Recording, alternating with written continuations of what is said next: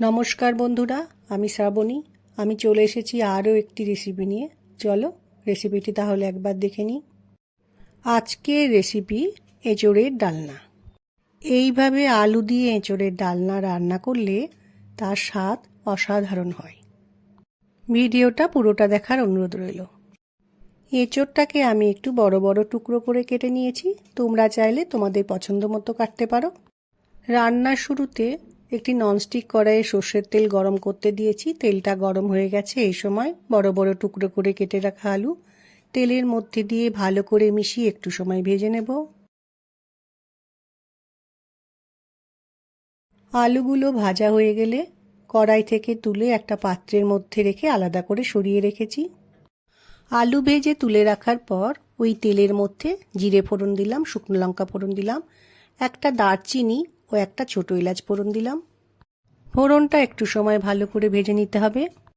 ফোড়নটা ভালো করে ভাজা হয়ে গেছে। এই সময় আমি কেটে রাখা পেঁয়াজ তেলের মধ্যে দিয়ে একটু সময় ভেজে নেব। একটা বড় টমেটোর বীজগুলোকে ফেলে দিয়ে আমি হাত দিয়ে একটু স্ম্যাশ করে নিয়েছি। সেটা এবার পেঁয়াজ ভাজার মধ্যে দিয়ে একটু ভালো করে পেঁয়াজের সাথে মিশিয়ে নিয়ে একটু সময় রান্নাটা করতে হবে।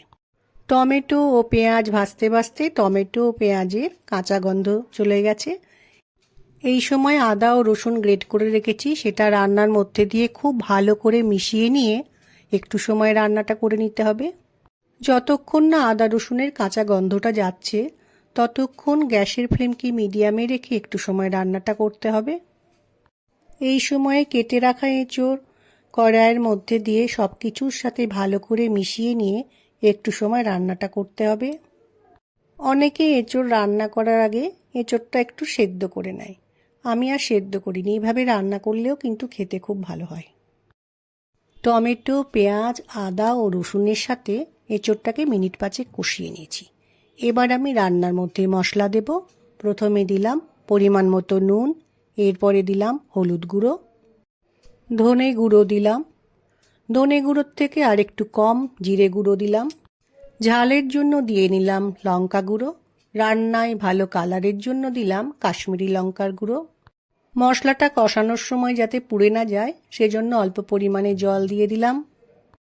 মশলার সাথে এঁচোড়কে খুব ভালো করে মিশিয়ে নিয়ে আবারও কিছুটা সময় রান্নাটা করে নেব। এখন ভেজে রাখা আলু এঁচোড়ের মধ্যে দিয়ে একটু ভালো করে মিশিয়ে নিতে হবে। রান্নার কালারটা কিন্তু খুব সুন্দর হয়েছে, খেতেও কিন্তু অসাধারণ হয়েছিল। রান্নার মধ্যে দেব বলে একটা পাত্রে জল গরম করে রেখেছি, সেই জল গরম রান্নার মধ্যে দিয়ে দিলাম। রান্নার মধ্যে গরম জল দেওয়ার পর ভালো করে মিশিয়ে নিতে হবে। তারপরে রান্নাটা একটু ফুটতে দিতে হবে। তরকারিটা ফুটে উঠলে গ্যাসের ফ্লেমকে লো করে আমি কড়াইয়ের উপর একটা ঢাকা দিয়ে দিয়েছি, যাতে আলু এঁচোড় তাড়াতাড়ি সেদ্ধ হয়ে যায়। মিনিট 10 রান্নাটা করে নেওয়ার পর ঢাকাটা সরিয়ে দেখলাম আলু এঁচোড় সেদ্ধ হয়ে গেছে। এই সময় রান্নার মধ্যে গরম মশলা দিয়ে খুব ভালো করে একবার মিশিয়ে নিলাম। আজকের রান্নাটা আমার তৈরি হয়ে গেছে। দেখো কত সুন্দর দেখতে হয়েছে। আজকের এই রেসিপিটা কিন্তু সব কিছুর সাথেই খেতে ভালো লাগবে। আশা রাখছি আজকের রান্নার ভিডিও তোমাদের ভালো লাগবে। একদিন এইভাবে এঁচোড়ের তরকারি বানিয়ে দেখো, খেতে মন্দ লাগবে না। আমার আজকের রেসিপি ভালো লাগলে লাইক, শেয়ার ও সাবস্ক্রাইব করো। ভিডিওটি দেখার জন্য ধন্যবাদ। ভিডিওটি আজ এখানেই শেষ করছি। ফিরে আসছি আরও একটি রেসিপি নিয়ে।